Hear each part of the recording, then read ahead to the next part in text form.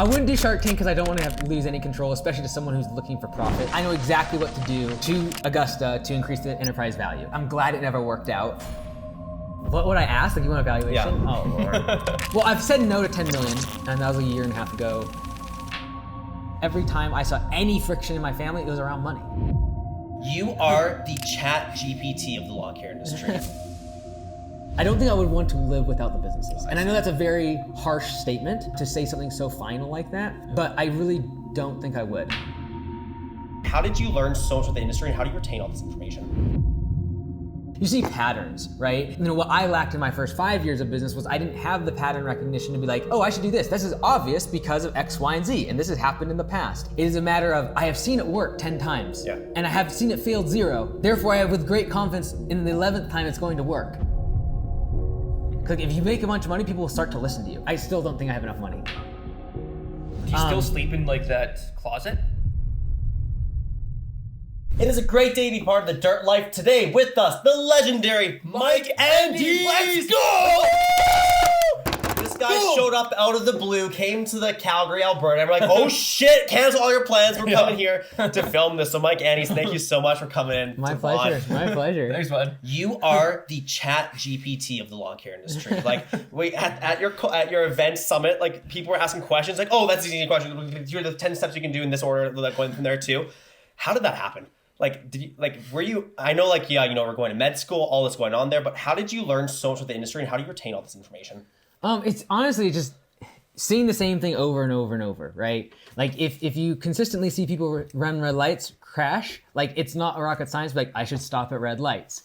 And so when you see, you know, I've been fortunate enough to be able to see all the locations at Augusta Lawn Care, like 150, but then every single day just seeing people like you and like all the time. So you see patterns, right? And so, you know, what I lacked in my first 5 years of business was I didn't have the pattern recognition to be like, oh, I should do this. This is obvious because of X, Y, and Z, and this has happened in the past. And so a lot of times, that's why I always talk about like, sometimes the only thing that you lack is reps, because doing reps, you gain the experience required to be able to recognize what is right and wrong in every decision.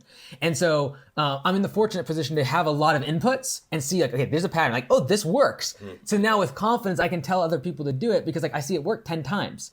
And so then, and that's sometimes like the thing I struggle with sometimes is I come across extremely confident, like I know this, but it is in part due to the fact that it's not because I'm cocky. It is a matter of I have seen it work 10 times and I have seen it failed 0. Therefore, I have with great confidence in the 11th time it's going to work.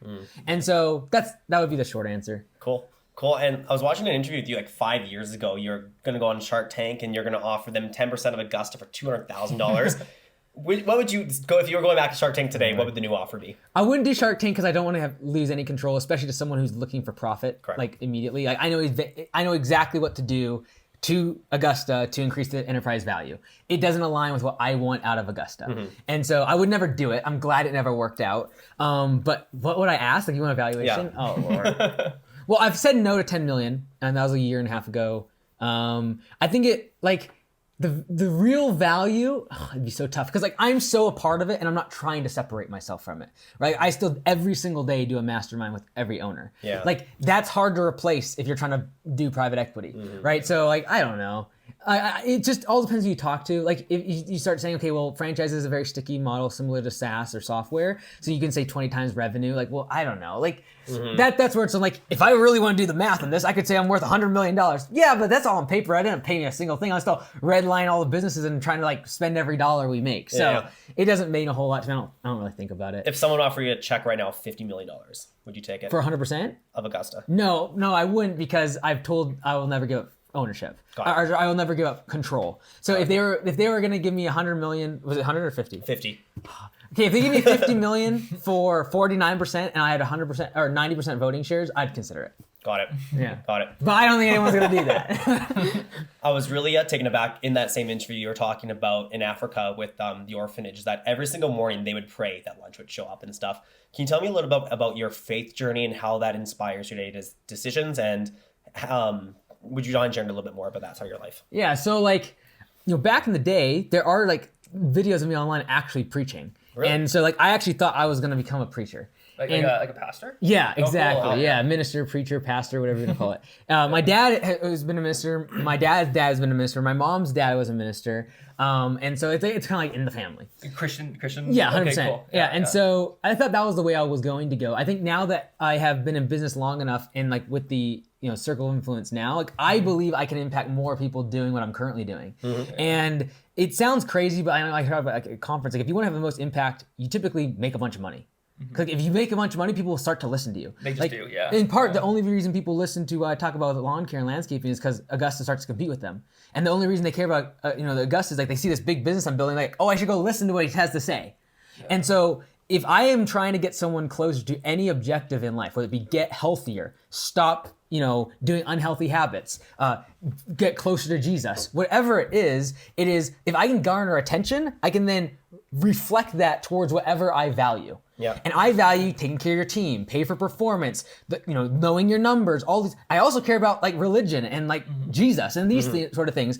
And so I believe for an employer or anyone, it's like build a business, gets attention, and then you can deflect that towards certain things. And I've prayed for more people in the past few years of business than I had years before, speaking and being very involved with the youth and things like that. Not to diminish those things or diminish those people who take that role, but I think my passion around business, I can just like translate that towards like I'm going to be exceptional in this area and garner the attention that when people watch me, I hope that they're like, there's definitely something behind this. There's not like this, like there's a certain reason he operates this way. And like, yeah, I think if you tear back the cover, that you start to actually see what really makes a person. And it goes back to things like values and morality and things like that. For sure.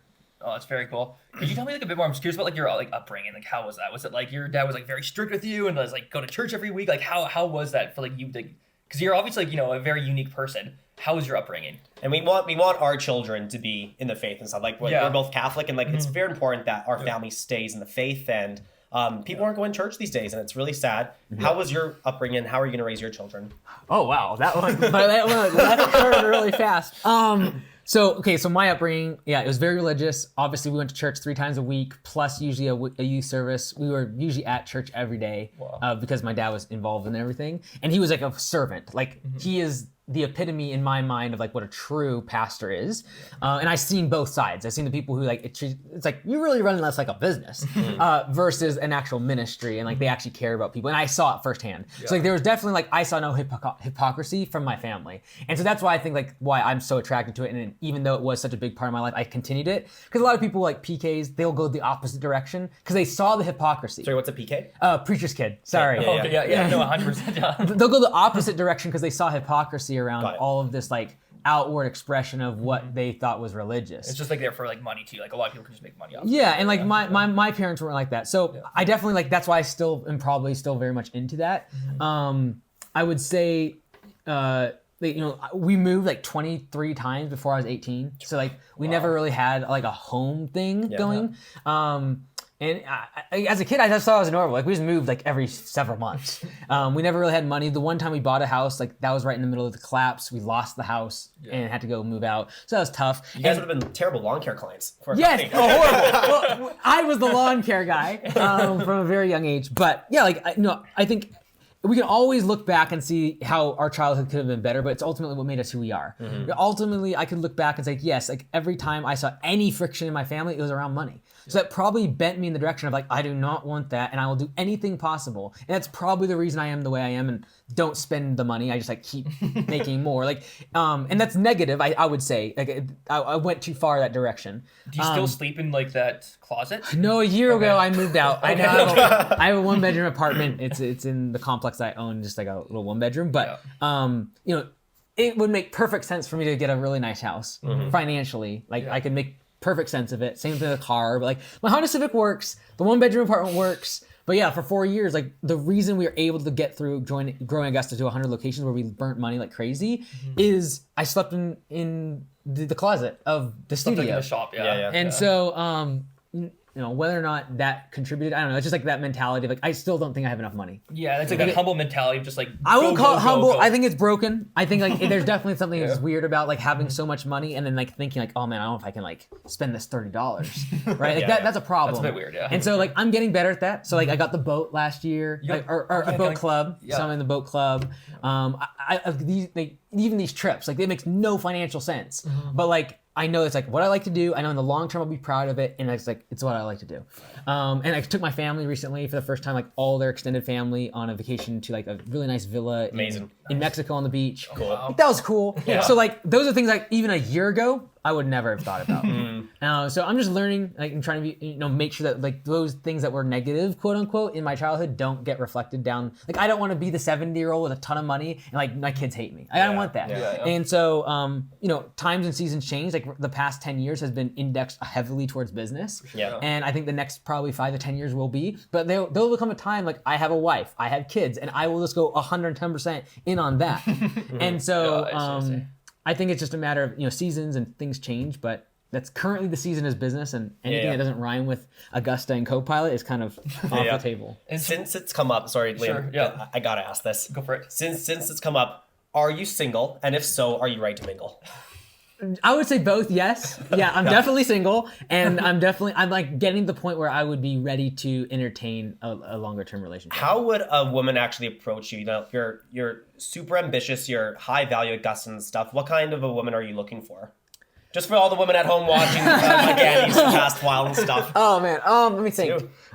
Number one, she has to be okay with me running the businesses. Yeah. There will never be a day that I do not want to think about business. And if that's gonna be a problem, like I'll just adjust it up front. Like I don't even want to get involved. Like if you don't enjoy business or entertain the thought of me enjoying business, and you push against it, like if you resent me for working overnight or not being there because of traveling and stuff, like it's not going to work out. So you need to be independent to some degree.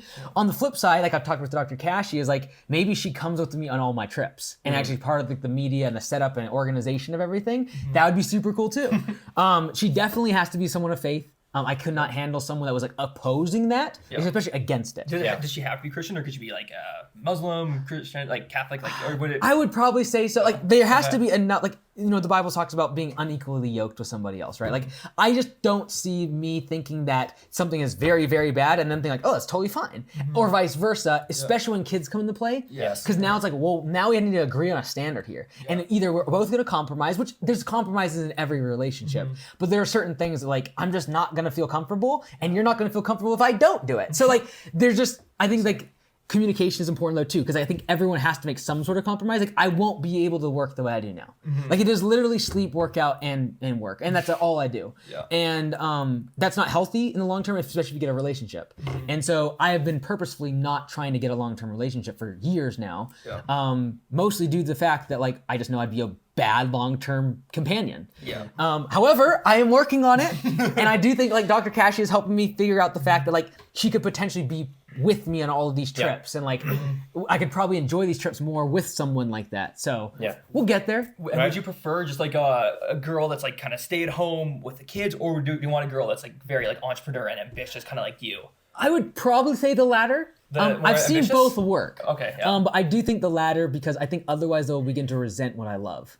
And that's where I would really have a hard time, if they resent the thing I love most. Got it. And it's not that I would love business more than them, but it's like it's my first love. It's like this is my first kiss with business, baby. So like, but it's just something I don't think I could survive. I don't think I would want to live without the businesses. And I know that's a very harsh statement to say something so final like that, but I really don't think I would.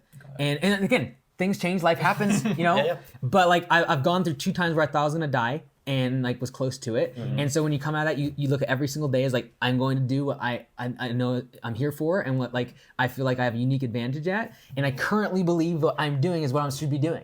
And when that changes to where I feel like, hey, like it's time to move on to a different season, I'm gonna be like 110% in on that. Got it. So I see. All right, Liam, we really don't have much time for Mike. I know he has to catch his flight. One last question for the man himself. I'm just a little bit curious, like, because like, I'm about to have my first kid in about a month in March. Let's go. So let's get advice from a guy who has no kids. No, for sure. But I'm just very curious about your upbringing. I generally am. Like, was your dad more strict with you? Was he like, or like, were you more of like a free agent, kind of do whatever you can? like, have you, like, were you allowed to drink alcohol? Like, have you ever drank alcohol? I feel like you're never like a party, or I just want to hear a little bit more about your upbringing and just like how strict he was with you. Yeah, I think a lot of the standards that are created in our early adulthood are simply a function of looking at what our parents did and then judging them based upon their track record and their level of success in being a partner, a family person, a provider, etc. Like they got like your hero sort of thing. Yeah, exactly. And so, for me, my parents weren't super strict. In that they would never tell us what to do. Especially like my dad specifically would sit us down when we hit 12 and be like, I'm not gonna tell you what to do anymore. You can do what you want. Got it. And like, you're gonna pay rent now. So we started paying rent when we were 11 or 12. Really? Why 11, 12? Why so young? We started making money. Oh, okay. As soon as we started making money, we had to start contributing. Which again, like to a 12-year-old paying $300 a month, that was huge. Like that was like, I was like ticked off. But like, it created that accountability. Like we once you started making money, you if you want something extra, you pay for it. And so when I went to college when I was really young, I started college when I was 13. Again, took me to dinner, took me to breakfast, and was like, "Hey, just so you know, like we don't need you to do this. You can do whatever you want." And there was never pressure, and I never felt weird going to college so early, and it was because of the way that I was parented. 100%.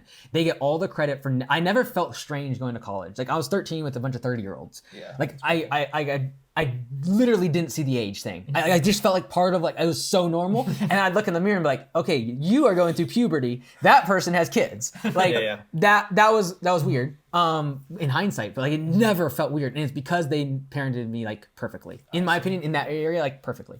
And same thing like religion and like my walk with God and everything. Like they obviously that was what they would want me to do, but it wasn't like. You're not forcing me to do anything. It wasn't forced to go every week. It was just like no, like when I was really young, like like until you're out of the house, you do what your parents like. They have a lot of leverage. If you want to eat, you will do what we want you to. But like if you want to like leave college and like do all this, you better be providing for yourself. Got it. And so like, but when I moved out, like I still wanted to do what they had kind of raised me up in. And so I would say like autonomy, and then like. Leading through direction, like the same way we would say like lead by example. Well, as a parent, lead by example, so your kids want to do what you want to do. They want what you got. Exactly. Yeah. And I think that's the thing with like guys. You can't really preach to guys and tell guys what to do. I think generally have to like lead with like example. Yeah. Like somebody just having a speech with me, I'll be motivated for like a 5 minutes or whatever, but then afterwards it's like I gotta see like that person actually living that out, and to actually really want to do it. But no, thanks, Mike. I really do appreciate it. I know like our channel's a lot smaller. It's like you're doing us a huge favor by having us on. So thanks. Man. Like, Mike, thank you so much for being here on The Dirt Life, and like we just gotta say thank you for everything you've done to our industry and stuff. Like I love the people in this industry and stuff. I'm very allergic to grass. I don't love grass, but I love the people that we've met, and like you've been an inspiration for us for such a long time. I hope you keep doing what you're doing and never stop. And we can't thank you enough for being here today. Yeah, man. My pleasure. Thanks so much, man. Absolutely. Take care. Thank you. Absolutely. I'm crying about that. That's because I've been crying. Yeah. And then I kind of like match my marketing as well. Really hands-on, so they're doing all the training, coaching, making sure everything's like going. Whenever you sell a St. Bernard package, you get to ring it. You think close to like. No, I remember. I think I was watching the Wolf of Wall Street or something like that. Like those guys were make sales and stuff. You gotta go from the other side. I'll go from the other side. Yeah. It's gonna hit the thing, isn't it? The what, sorry? Doesn't it hit this? Don't worry about it. No, that's fine. That's all good. You're done after. I'll get the video of you guys driving away. Oh, yeah. Thank you, Mike Andes.